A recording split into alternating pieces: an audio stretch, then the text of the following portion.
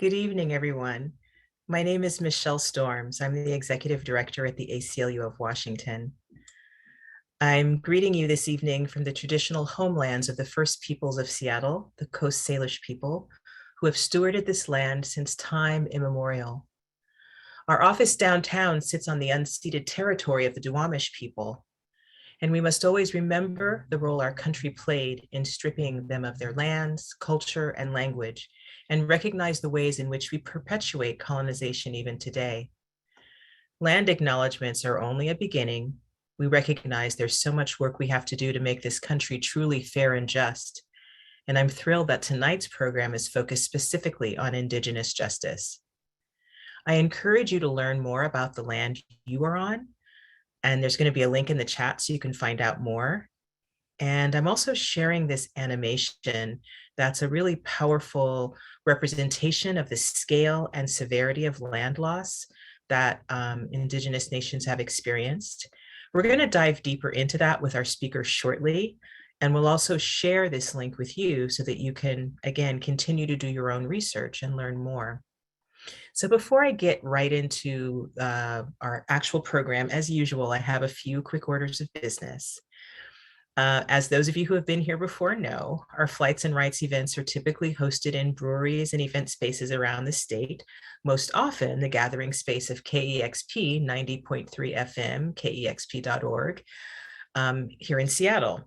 KEXP has been an important partner over the years, and we're so grateful for them. Even though we aren't together in person, we still have flights to go with your rights. So if you're anywhere near Alma Mater in Tacoma, or Boots Bakery and Lounge in Spokane, or Off the Res in Seattle, all of these are Indigenous owned businesses, and we're partnering with them tonight. So if you mention the ACLU tab, you'll get $5 off today. There's also details about that in the chat box and on our website.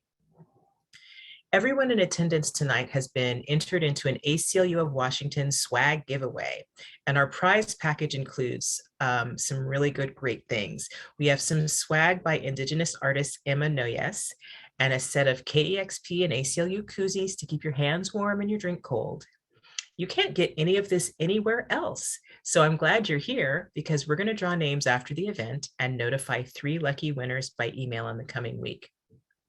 Okay, so back to our topic for tonight. We're here this evening to talk about Indigenous justice and what it means to decolonize Thanksgiving. November is Native American Heritage Month, and it's also a time of year when so many of us reflect deeply on gratitude and on our country's fraught and violent beginnings and the inequities and injustices that persist. And it's a lot to process, and especially so this week as we sit with the sadly unsurprising Rittenhouse verdict, awaiting some semblance of justice for Ahmaud Arbery, hoping for something different, right? At the ACLU of Washington, we've been talking a lot about belonging. And last month, I was really lucky to get to sit down with John A. Powell of Berkeley's Othering and Belonging Institute. He again shared some wisdom in recent days following specifically the Rittenhouse verdict. And I want to just share a quote with you. He said, "There are several complications as we address these heinous acts of violence that take place both in our country and around the world. How do we stop them? How do we hold the individual responsible while holding on to their and our humanity? What is it about our societies and structures that makes these acts so frequent that they cannot be simply reduced to bad actors? It's not just a problem with the bad apple. There's something wrong with the tree and possibly the soil. How do we critically and honestly look at our country, and yes, it's our country, while acknowledging and holding it to its best ideals? This calls for a different way of communicating, doing, and being." That's what John Powell said. So, these acts of violence against people protesting police violence, right?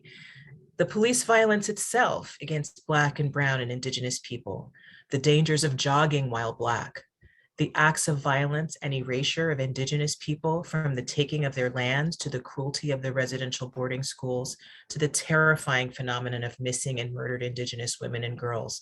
All of this is connected.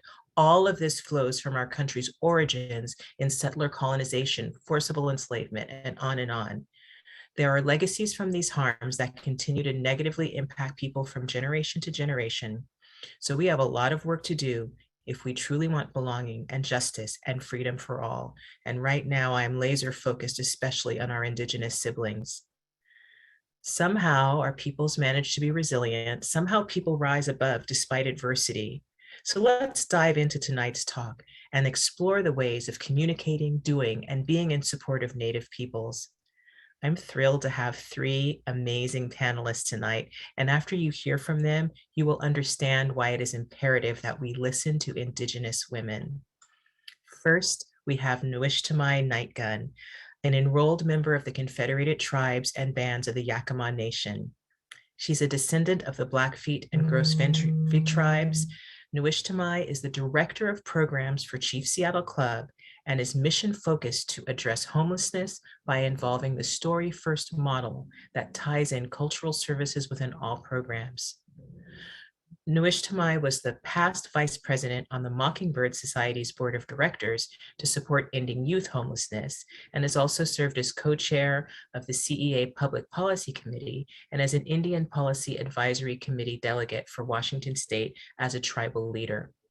A vocal advocate for ending homelessness and racial equity, she has presented on decolonizing colonialism, decolonizing data, and addressing the needs of the Native communities during the pandemic in collaboration with the Regional Public Health Agency. She's a recent undergraduate for the Agency of Change cohort. Nwishtamai received her Bachelor of Science in Psychology and is actively pursuing a master's degree in mental health. Next, I'm excited to introduce Bree Blackhorse. Bree is an enrolled member of the Seminole Nation of Oklahoma and a litigation associate at the law firm of Kilpatrick, Townsend, and Stockton in the Native American Practice Group.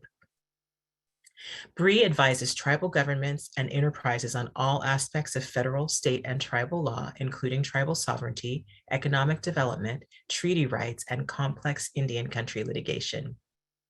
Bree is a 2013 graduate of Seattle University School of Law and former law clerk to the Honorable Brian M. Morris in the U.S. District Court for the District of Montana. Bree also is chair of the ACLU Washington Legal Committee, which I'm so pleased and honored to have, and is an ACLU cooperating attorney. Bree lives and works in Yakima, Washington. Last but not least is my beloved former colleague, Crystal Pardue. Crystal is a descendant of the Chumash people of what we now know as the central and southern coastal regions of California. She's an associate attorney at the Zions Chestnut Law Firm. Her legal practice serves the wide-ranging needs of Native American entities and individuals through federal litigation and legislative advocacy. She currently specializes in the defense of tribal hunting and fishing rights, tribal land issues, and the development of tribal constitutions and ordinances. Prior to joining Zions Chestnut, Crystal was an Equal Justice Works Fellow with the ACLU of Washington, where she designed a project to address the disproportionate impacts of school discipline against Native American children. During law school, she served as the vice president of the Native American Law Student Association, co-president of the Women's Law Caucus, and editor-in-chief of the Washington Journal of Environmental Law and Policy. Crystal holds a JD from the University of Washington School of Law and a bachelor's from Portland State University. Crystal is passionate about Indigenous justice, with particular interest in health sovereignty, youth empowerment, and land back efforts. These brilliant people have a lot to share with you, so I'm just going to begin. And obviously, given our title and our theme for this evening, what makes most sense for me to start with is, what do we mean by decolonize Thanksgiving? Bree, may I start with you? Yes. Okay. Niapskapi Pakani Nidan Nikoshishkanapi. My name is Bree Blackhorse, and my Indian name is Prized Woman. And I just introduced myself in my native language. And the fact that I'm able to introduce myself in this way shows that assimilation and colonization have failed. Now, when we think about decolonizing Thanksgiving, to me, that means confronting the dishonest narrative surrounding this holiday. To decolonize means correcting the larger false narrative about Indigenous people that has evolved and persisted in this country since 1621. To decolonize means to speak the truth and acknowledge the experience of Indigenous people in the United States, both past and present. And so I'm going to share with you a few decolonizing truths to get us started tonight. This is the truth. The United States has spent the majority of the past 2.5 centuries waging a campaign of genocide and ethnocide against Indigenous people. This is the truth. Implicit and explicit bias, racism, and greed has fueled our colonizers' systematic persecution of Indigenous people. This is the truth. The United States has used our legal and political systems as weapons of colonization and oppression against Indigenous people. The United States has used our justice system and democracy itself to systematically dispossess tribal nations of our ancestral homelands, our inherent authority, our natural resources, cultures, and even our children. And I'd like to talk a little bit about a decolonizing truth regarding ancestral tribal lands. Now, one of the most devastating pieces of federal legislation for Indian country and our tribal land base was the 1887 General Allotment Act, or the Dawes Act. Now, official federal policy at the end of the 19th century was assimilation of Indians. And the General Allotment Act was a key component of the United States assimilation policy. Another key component of this assimilation policy that you may be familiar with is the United States operation of Indian boarding schools or residential schools from the late 19th century until the mid 20th century. The General Allotment Act took reservations that had been promised to Indian tribes by treaty by the United States out of tribal ownership and placed the land into individual Indian ownership. Now, each tribal member received a certain amount of allotted acres, but the majority of tribal surplus land was sold off by the United States to white settlers for pennies on the dollar. And neither tribes nor tribal members consented to the General Allotment Act. Now, the primary impact of the General Allotment Act was a decline in the total amount of Indian-held land from over 138 million acres in 1887, just before Congress passed the Dawes Act, to less than 48 million in 1934. And of that 48 million acres remaining in tribal possession, 20 million was desert land. The long-term impacts of the General Allotment Act and the eradication of our tribal land base are too many for me to discuss today. But one important point is that the General Allotment Act also created what are called checkerboard reservations. So these are reservations that have both Indian and non-Indian owned land within the exterior boundaries of a reservation. And most reservations in the United States are checkerboard. And that is as a direct result of the General Allotment Act. This checkerboard status has many different disparate impacts on Indian country, but as we will touch on a little later, checkerboard reservations have severely complicated community safety and criminal justice systems in Indian country, which has led to an epidemic of missing and murdered Indigenous women and girls.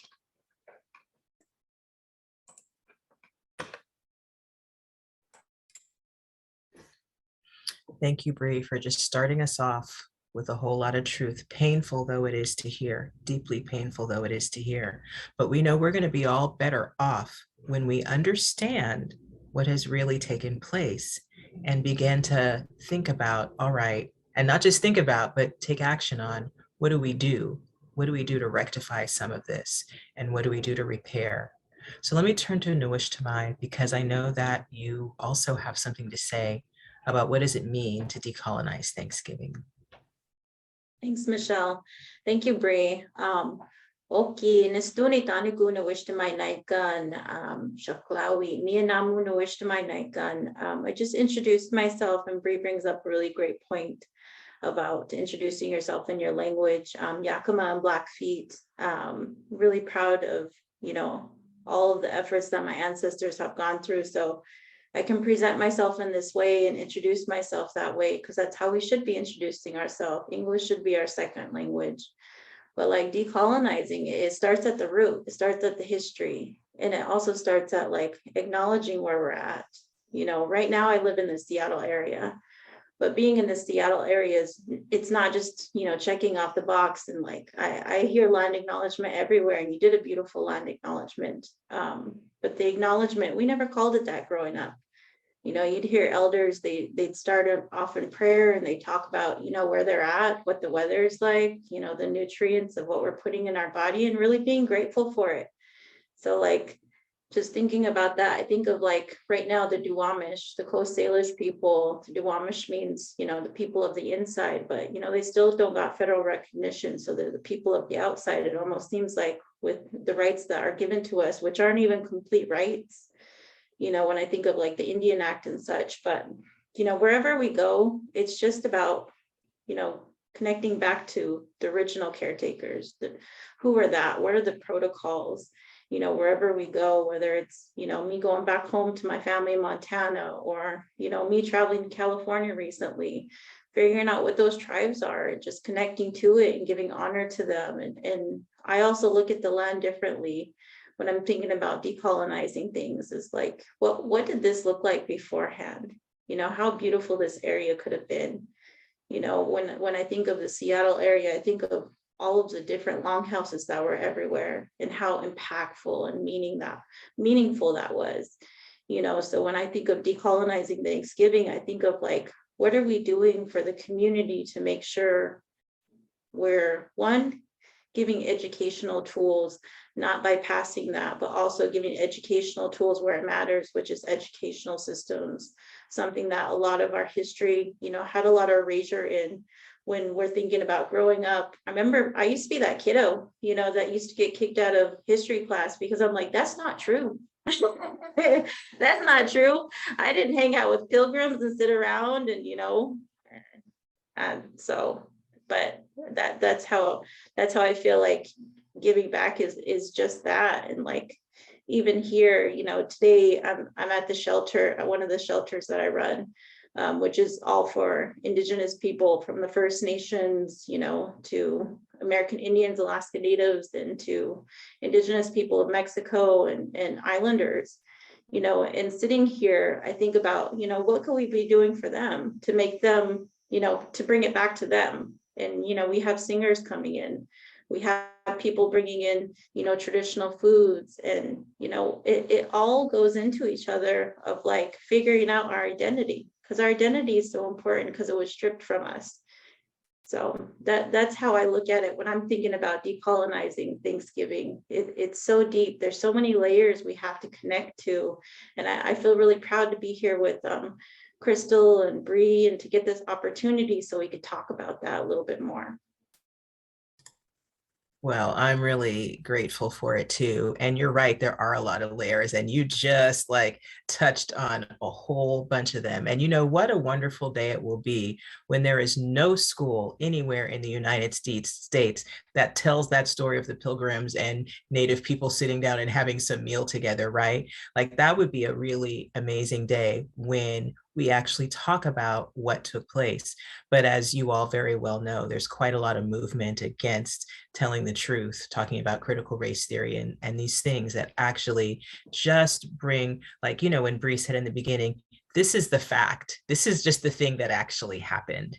And then from there, right, like we have some possibility. So Crystal, my good friend, we've talked a lot about this land dispossession and disconnection, right? And that disconnection isn't just about you don't get to continue to live on the place you used to live on. It's much bigger than that. Food has been referenced, culture has been referenced. Can you say more about that, and maybe specifically talk about the land back movement and what that means? Yeah, of course. Haku tikali lahu pushurshits sansoni Crystal. Thank you, Michelle. And I wanted to also take this space to introduce myself and the language. Bree, thank you for bringing up that really good point. That is, like you said, failed assimilation. So yes, recently there was a new study that came out of Yale that was published last month in the Journal of Science that used some new data on the effects of land dispossession. And they found that using new data plot points, that forced migration and land reduction was even more extreme than a lot of scholars had even previously believed. And in fact, almost 99%, but specifically 98.9% reduction in the coextensive lands from historical pre-colonization until present day. They also found that 42% of historical based tribes have no present land day base at all anymore, whether federal recognized or state recognized. And the tribes that do still have land, they found that their lands average about 2.6% of what their original ancestral homelands were.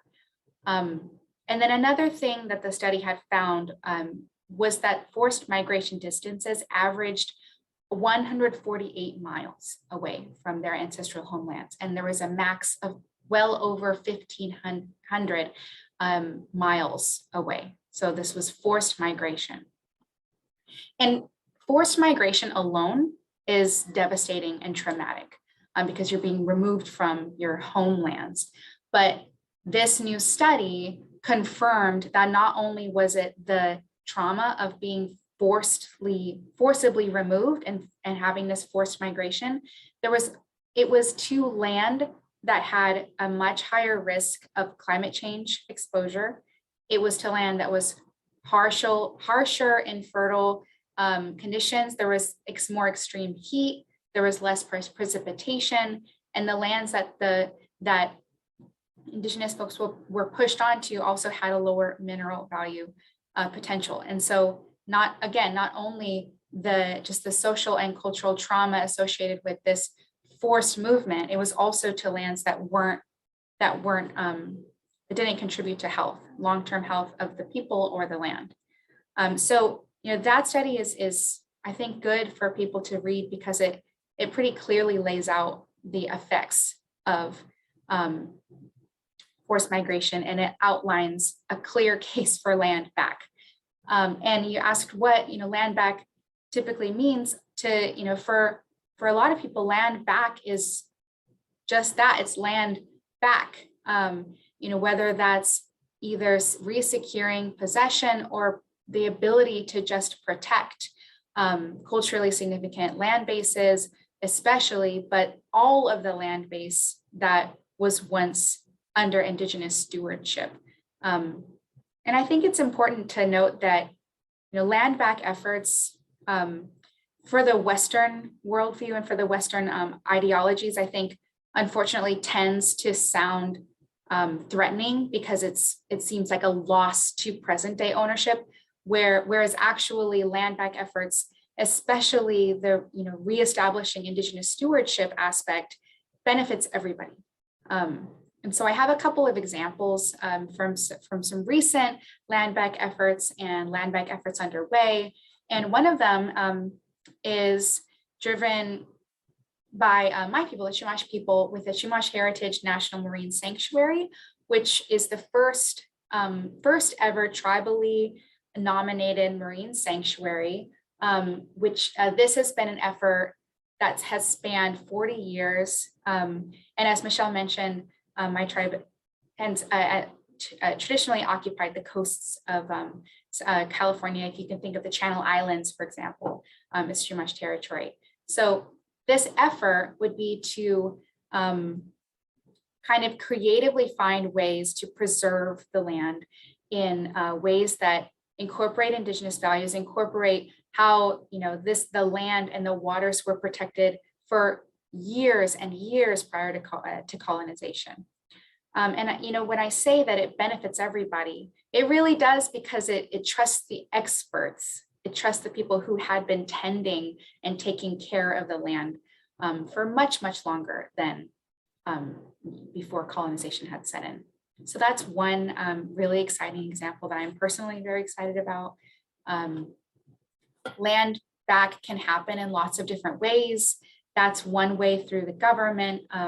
One way can be through private land transfers. Just recently, last month as well, the Colville tribes accepted a multi-thousand acre ranch from a a private owner who had decided to, when this private owner man died, he decided that he wanted to return it back to the original and rightful owners. And so it went through, long story short, it went through a purchase agreement with Conservation Northwest, but the intent was to return it to tribal stewardship. So that's just another very different, but still a way that you can affect land back. And then finally, the one that I wanted to bring up was the Indian Collectives Land Back campaign, and that's NDN Collective. These are activists. These are people that are protesting at proposed pipeline locations. They're protesting at monuments that are relics of settler culture and white supremacy. And they are also advocating for private land back efforts. So, similar to the story that I just mentioned, calling on people, on ranchers, on farmers, private landowners to voluntarily return back, either by possession or through stewardship, Indigenous control. So on that website, the Indian Collectives Land Back website, there are a couple of very exciting movements happening, including the Willacota Buffalo Range, which is a very cool way that bison and buffalo had been reintroduced to lands that they had historically been pushed out of as a tool of genocide, which was to remove the food source. But yes, strong arguments for land back, as you've heard, and really exciting things happening. Thank you for sharing that. And it's inspirational, and it's really great to have an explanation for people that kind of helps you understand, like, what are we talking about? What does it mean? And it's beautiful what it means. And so I'm hopeful that some of these efforts will continue to bear fruit. So we still are largely, though, dealing with displacement, as you've described. Bree talked about checkerboard reservations and all these things that happen. And one of the implications of displacement is not having a place to live. It is houselessness, homelessness. And I know, Nowish Tamai, this is the work that you do. And I would love for you to talk about what the Chief Seattle Club does, and also, I guess, a little bit about what are the barriers that you see to safety and shelter for the Indigenous families that you're serving. Sure. When I think of homelessness, our executive director, Derek Belgard, he has one quote that he said, homelessness never existed before 1492, which is really powerful, because we're about community, we're about coming together. And we really believe that within our mission, which is to, renew and strengthen the spirit of the urban Indigenous person, but a lot comes with that, especially of like the areas that we touched with land back, with reservation systems, relocation acts, the Indian Act. There's so many different acts of genocide that happen that integrate within intergenerational trauma within the people that we work with, that we want to strengthen them. We want to give them the tools. And it's like, we want to do that all in one place, because what we notice is, like, when we have people who are ready to change their life, we want to be that one-stop place. We want to be able to be like, we have these housing services. You need chemical dependency help? We're connected to this service. Let me do a warm handoff for you. It's much more than housing. It's deeper than that. And I think what's unique about Chief Seattle Club is we try and connect people to their identity. I really appreciate the story of our executive director, because he was homeless himself. A lot of the Native-led people here have the lived experience of being homeless.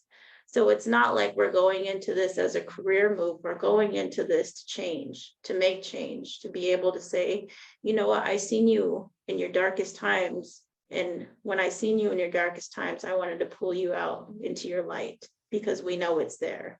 But what does that look like? It looks like finding your identity. If you were to walk in and you said, I'm having struggles with this, that looks like, what I hear you say is, you went through all of these things and you survived. And what we can do is we can help you along the way.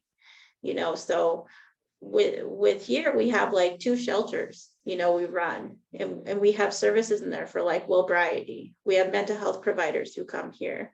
We're connected to the Seattle Indian Health Board. And then on a higher level, we also want to make sure we're in the data. We're making sure that tribal identity is represented within this county. Also, to go deeper into it, we created a by name list. That by name list is be able to tell, what historical traumas have happened in the past. Did your family attend boarding schools? We want to hold accountable the government. We want to hold accountable these counties because there's federal dollars here, and they put it out and say, these are the programs that you're going to run. And I appreciate working for Chief Seattle Club because it's an organization that says, this isn't going to work for us. What will work for us is, and then we, insert that. Whether it's, having an elder come in once a month and talking and doing talking circles with members, or whether it's, doing a moccasin class. Last week, we had an elder come in from the Macan Nation to do some cedar weaving with us. And so it identifies different things. And I appreciate the flexibility of it because it feels good. It feels like good medicine, within us, that we're able to bring that here. And, we're opening all next this coming month in December, and that's permanent stable housing that's in the middle of Seattle. That's so unique to have that in there to create jobs. Native Works, we have a reentry house. So when people are coming out of the DOC, we're housing them in a reentry house. We're connecting them to services. If they have fines that they have in the court system, we have grants and case managers to take care of that. So it's just like, whatever you're going through, let me walk with you. Let me guide you. It's a little bit of everything. You don't have connections to lawyers? We do. Let me connect you to that lawyer. It's hearing their voice, it's hearing their story, and we try and do that with all of the programs. It's story first, because that's what matters. It's like, what brought you into your homelessness? Was it because your folks came here on the Relocation Act? Let's talk about that. Because when I hear that, it's not just, I want to help this person. I want to take it to the next level of policy. I want to tell people it's an educational platform. Chief Seattle Club, we do as much as we can with non-Native providers on how to serve Native people. And like even today, some people were like, working with homeless Natives, it's really hard. I was like, well, you got to understand, they're in survival mode. I was like, they're out there surviving on the streets every day. I was like, so they're going through this argument within themselves, mentally, physically, spiritually, and they're on the street surviving it.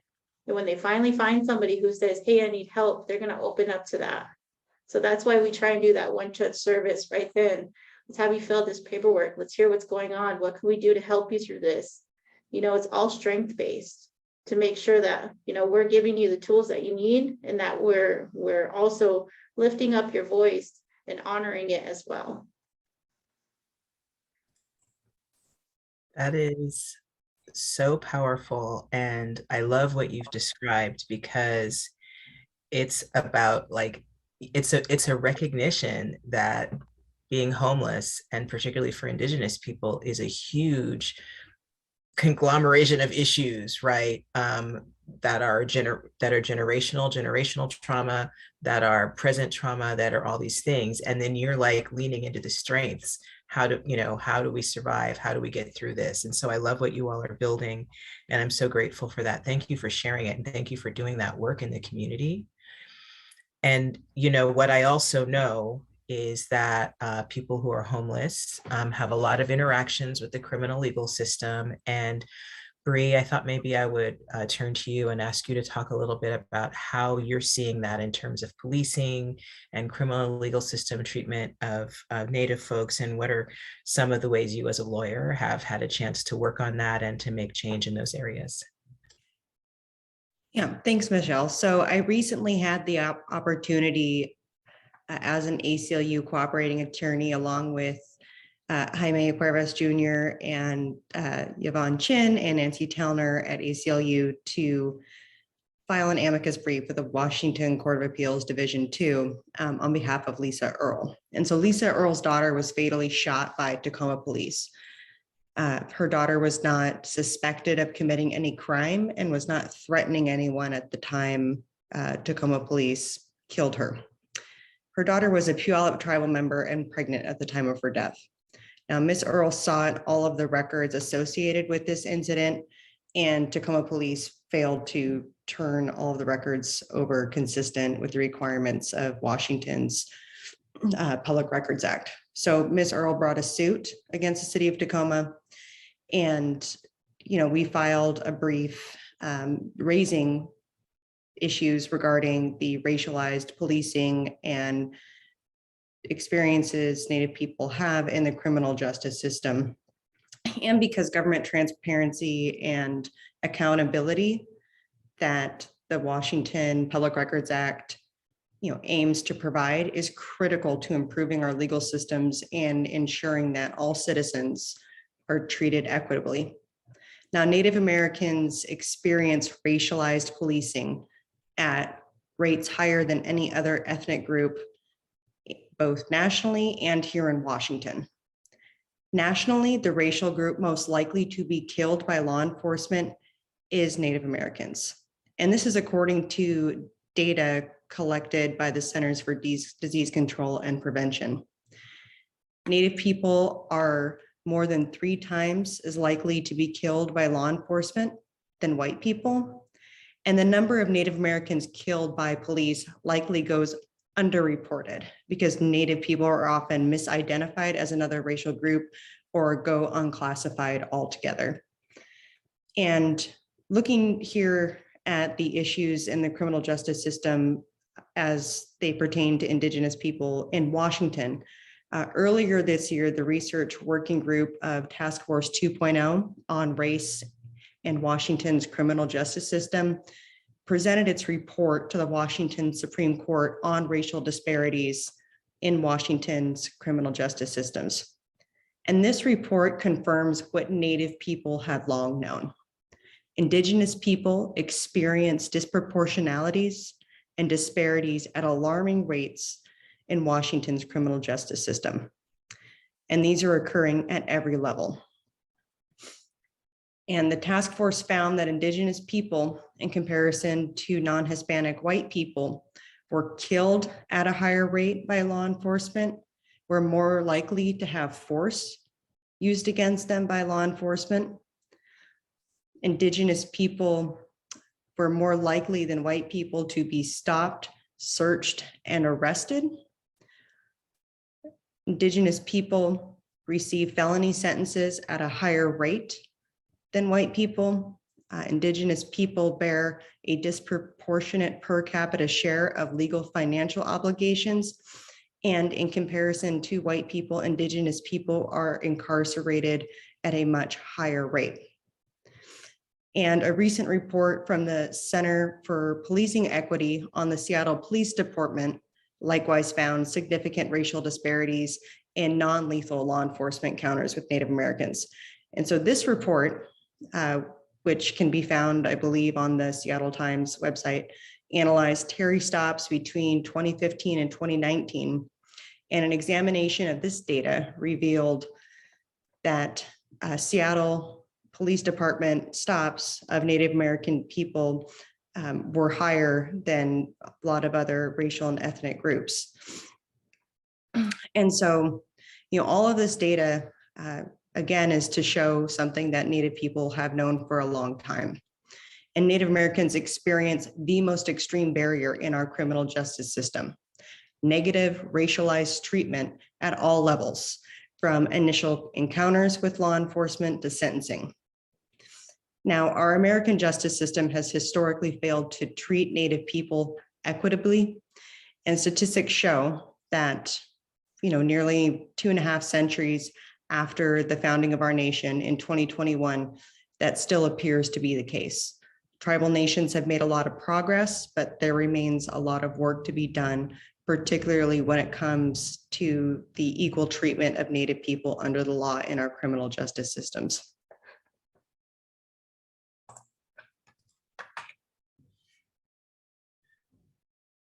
So thank you, Bree. Very sobering And also, I just have to acknowledge like how deeply painful it is to hear that, how deeply painful it has to be for you to say it and to know it is true. And it's just such a wake-up call. It's why we do a lot of policing work and criminal legal system work, because we know about these disparities. But when you say it in such, clear fashion as that, I hope everyone honestly feels devastated by that, because it is a huge, huge problem and a huge failure of our systems. Go ahead, Bree. I see you want to Yeah, say and something. I'd like to add one thing. So when I referenced the recent Task Force 2.0 report that came out 2 months ago, there was an initial report done about 10 years ago, and that report even failed to even count or examine disparities with regard to Indigenous people. And so, when you take a look at the report, you'll see that the task force acknowledges that fact, which, goes to one of the other themes we're talking about tonight, is that not only have Native people been largely, misrepresented in the history, of this country, we've also been largely invisible. It's the truth, and I was thinking when Crystal was talking, and I grew up in California and I went to the schools, and you would have thought there had been no tribes, no Indigenous people in California for as much was shared with us about it. I had to learn about those things as an adult, and that erasure and invisibility is real. And I'm glad 2.0, and the links are all in the chat box for people who are curious about it. If you haven't been looking, there's a lot of links there. Everything that's been referenced that has a link, there's a link in the chat box. But I'm grateful that, people are figuring it out. It's overdue, but we're going to go with it now. Like, we're getting this information out there and we're doing this work that needs to be done. So Crystal, I want to come to you again, because one of the other themes that has been just touched on a little bit here, but which I know you can elaborate on, again, relating to this original displacement and intentional, right, the genocide, the erasing of culture, language, and all of that. You've mentioned about food and health, and I thought you could maybe talk a little bit about some of the movements around health sovereignty and food sovereignty. And I also just want to say, for those listening, I see questions that are starting to pop up, and I am going to come to those. I wanted to give Crystal the chance to talk about this before I got to some of those questions. Go ahead, Crystal. Yes, yeah, thank you. So, I think that we can, all of us on the panel, have felt the physical and felt in our body us respond to hearing those truths and those facts. And the fact is that, everybody in this country shares in this story. And specifically for these topics, Indigenous people share in those truths, not only those truths that are happening today, but the past truths and inherited trauma. Colonization in the US and globally is always a determinant of Indigenous people's health. And that is especially true for Native Americans. The impacts of colonization have had proven and demonstrated lasting intergenerational impacts on the body and health, because of just the simple fact that these traumas enacted on large groups of people have forced bodies into survival mode for years, and have directly led to disproportionately high amounts of heart disease, of hypertension, of various diseases and ailments and afflictions that are direct results of the body under stress. And so one of the ways that tribes and tribal communities and Indigenous communities have been responding to this, similar to the land migration response with land back, to the health impacts, the response is health sovereignty and food sovereignty. And health sovereignty specifically, I think of the self-determination to be able to protect tribal communities, to protect Indigenous communities through Indigenous values and practices.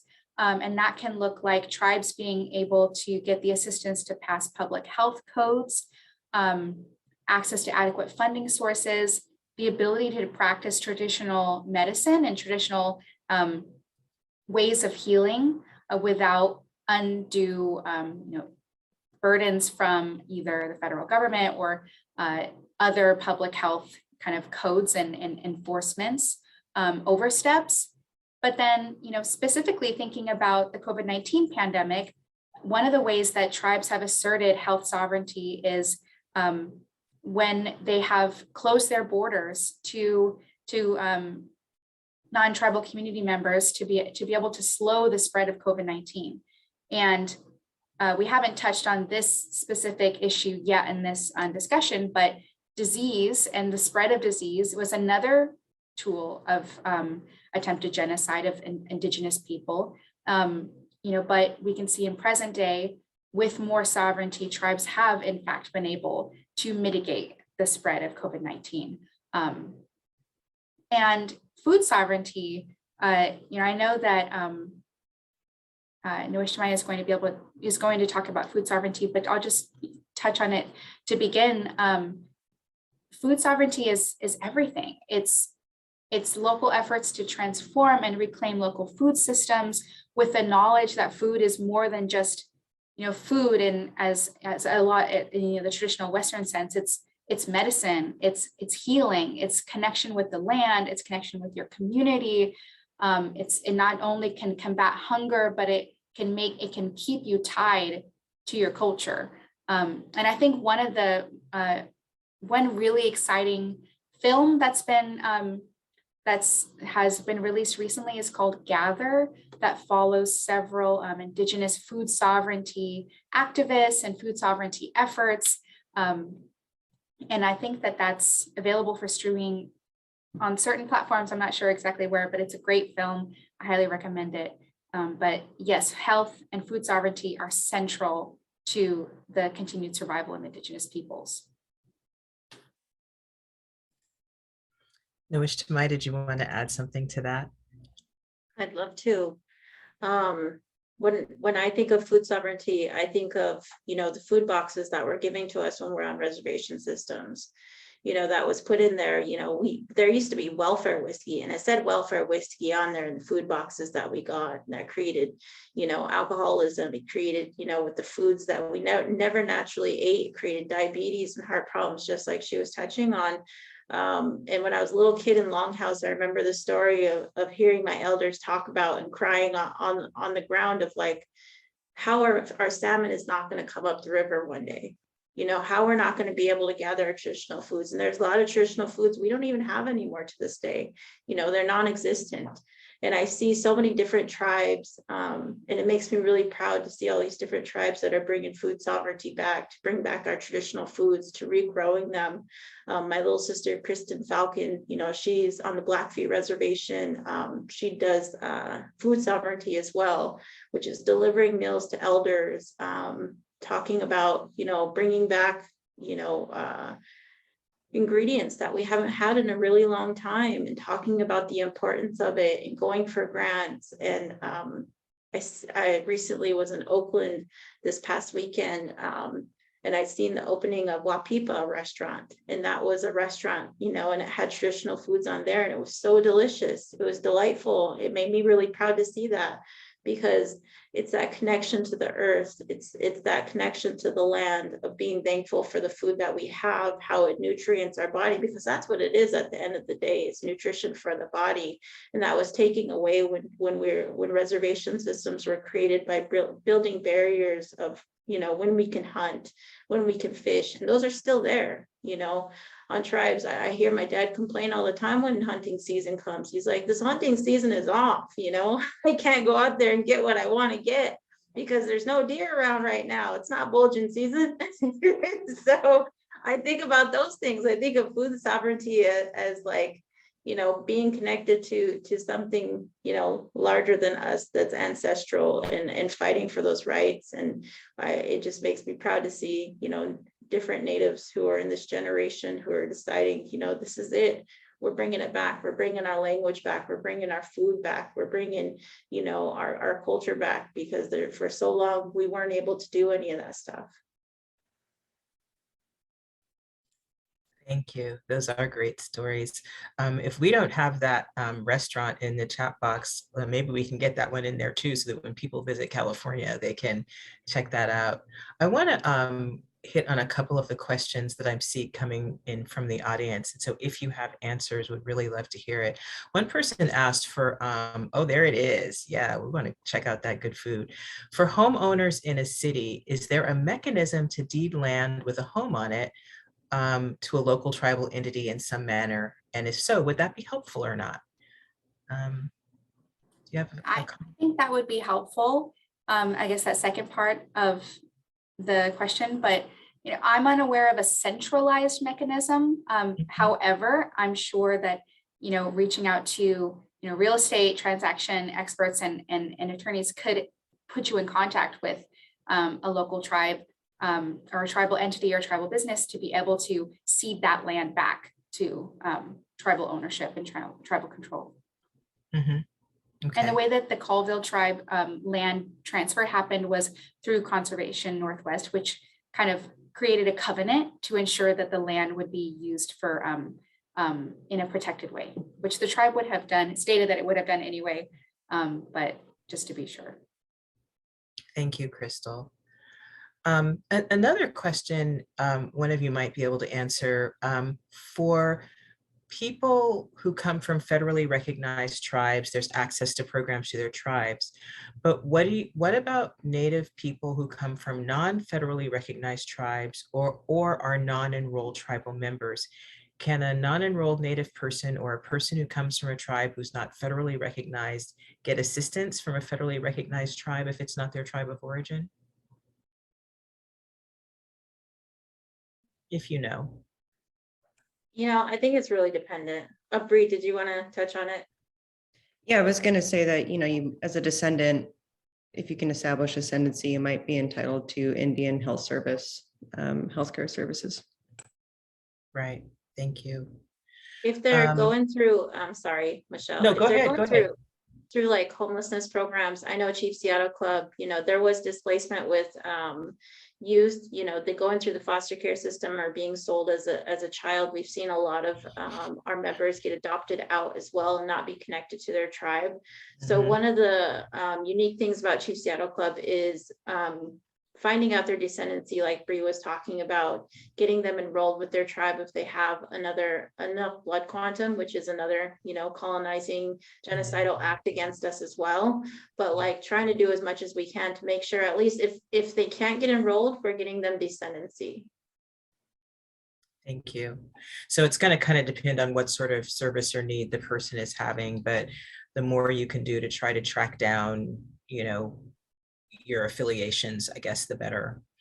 There's this is a bigger picture question, right? So, and it's a question about like, what are the lessons that we can learn in terms of what has happened in the United States and the genocide and erasure of, or attempts to invisibilize Native people. What can we learn from that? And is there anything about that we can use to just sort of reject rising nationalism and conservatism across the rapidly developing world, which is not just US, it's all around the globe. Do you have any observations about that? Like what can we do with what we've learned about what has happened here that can maybe help us bigger picture? Building a better and more equitable world, and that honors Indigenous people and their stewardship and role in the world. I think what I'll add is we need to stop focusing on property over people. That everywhere we go, it's not about property, it's about the people. Wherever we go, it should be equitable around. Homelessness shouldn't be a thing, it should be part of healthcare. Fighting for our rights shouldn't even be a thing, it should just be equitable. You know, so that's my take on it. I don't have a specific answer to this, but it does make me think of the scholar Matthew Fletcher, who's over at Michigan State University. He recently, I apologize, I don't have the links, but he recently published and is publishing 2 papers kind of comparing Western political theory to a certain tribe's indigenous, what you would call political theory, and contrasting both the COVID-19 response to both for the Western perspective and the indigenous perspective in terms of political theory. And then he's also working on a draft, and he's published the working draft so far on police violence. And I think it's called, demystifying the thin blue line in indigenous perspective. And it's all about indigenous political theory applied as a contrast to Western political theory.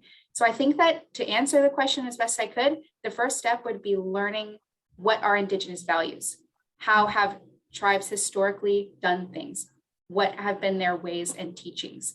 And how do those differ from how America and the Western worlds have done it? That's a great contribution. And, one of the things that we'll do, links are popping up in the chat box as we speak, but for those of you attending tonight, like we do provide some additional links afterwards via email. So if you all panelists think of anything else that you would love for us to share with the audience, please get that to us after tonight, and we'll include that in the email. As is too often the case, our hour flies by. I had many more questions that I wanted to discuss with you all. There's so much. We need to have these discussions way more often. And the best way for us to wrap up, I think, the last question that I had in mind for you, which syncs up well with questions that a lot of people have asked of what should we do? How can we help? What's a good way to volunteer? And you've talked about some things. You've talked about learning and educating yourself, right? And you've talked about some resources that are already out there that people can donate to or volunteer for. But I'd love for each of you to just share your thought about what is it that you want from your non-Native allies and accomplices out here listening today that they can do to be useful. And, if you have a message of resiliency to share as well, I would welcome that. So I will start with Crystal, and we'll get each of you the chance to speak, and then we're going to have to wrap up because I'm probably going to go a couple minutes over. Forgiveness, please. Thank you. Okay, Crystal. I'll just be very, very quick. I know that I poked into the Q&A and I said, I thought I saw maybe other than financial contributions, but I'm just going to start by saying financial contributions are amazing. If you can donate to the services that we put in the chat and that we've mentioned, and, researching who and what is actually going out and serving the community. If you can donate to that, that's what I'm going to say.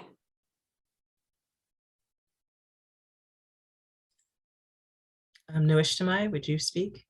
Chief Seattle Club is one. Yeah, Chief Seattle Club. The other, Native providers that work in this work, Seattle Indian Health Board, Mother Nation, United Indians of all tribes, contribute to tribes as well. There's so many different efforts on homelessness, efforts on data collection, making sure our data is not erased, and efforts on MMIW. There's so many different things. Just keep looking into it, keep finding ways to be helpful. I appreciate that. And I'm sorry we didn't get a chance to talk more about MMIW, Missing and Murdered Indigenous Women, Girls, and Two-Spirit. And that is a huge issue in the Native community, which Bree spoke to a little bit. But I also just want to tag this little one thing on before I give Bree the last word.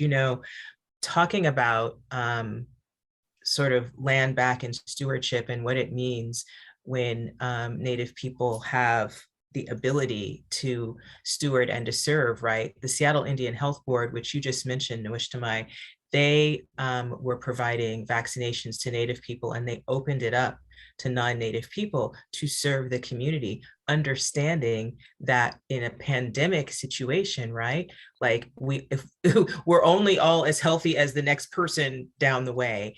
And I was really moved by that and seeing them opening up vaccination to non-Native people. And like, I think Tulalip did that as well and said, we're just going to take care of the Marysville School District and make sure that the teachers have what they need for those willing to receive it. So I think that for those who fear, land back or fear whatever, understand culturally, and I'm not going to do so great of a job of speaking this right, so I apologize if for any failure, put it to me and no one else, that the cultural spirit of caring for each other is what I have learned and observed and seen extremely powerful, and people should understand that. So anyway, okay, Bree, you get last word. Actually, I get to say one more thing after that, but anything that you would love to say to our folks who are here today about how they can be helpful, what they should be doing or learning, we'd love to hear that. Yeah, so I think it's important that everybody recognize the resilience of all the Native people that are with us today and understand, what our ancestors survived and what they were able to accomplish, so that we all could be here. I think about this often. I'm descended from warriors who bravely fought to protect our homelands. I'm descended from people who survived a forced relocation of over 1,200 miles. I was able to introduce myself in my native language, despite being descended from boarding school survivors where that language was beaten, out of my ancestors. And, we are all here, us Native people, despite the best efforts of the United States government to eradicate us and our cultures. And, none of us can change that past, but we can change the future, right? We can acknowledge the truths in our history, which we've begun doing tonight. And I think people need to understand that, Native people experience, racialized policing and discrimination in our criminal justice systems. And, aside from that, I can, suggest like a couple easy things that everybody can do. You don't need a law degree or, a bunch of money to do, some of these things. But, like we started talking about tonight, educating yourself, on the truth of what has happened to Native people throughout the history of our country and, the Native experience, both historically and the contemporary experience. And then, particularly here in the Pacific Northwest, make an effort to treat tribal ancestral homelands and natural resources with honor and respect. We have a lot of outdoor recreation spaces here, and not too long ago, those were sacred tribal homelands, and treat them that way. Thank you. Thank you so much. My heart is really just swelling with gratitude for the three of you for being willing to be here, to be vulnerable, to speak truth, and also to just share your brilliance and your resiliency with us. So Nawish Tamai and Crystal and Bree, huge thank you to all three of you for taking the time to be with us.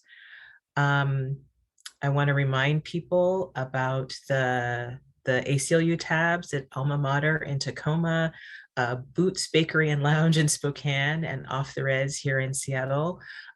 Support Indigenous owned businesses, right? Support Indigenous artists.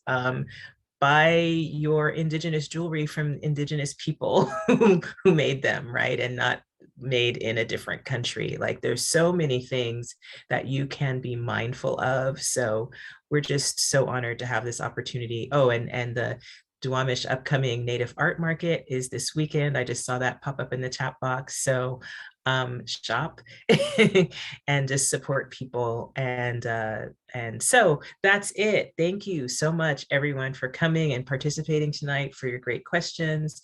We do take a break in December from Flights and Rights, but we'll be back in January with some outstanding content for you. So again, Crystal, Nawish Tamai, and Bree, you all are the best. And audience, thank you and good night. Thank you.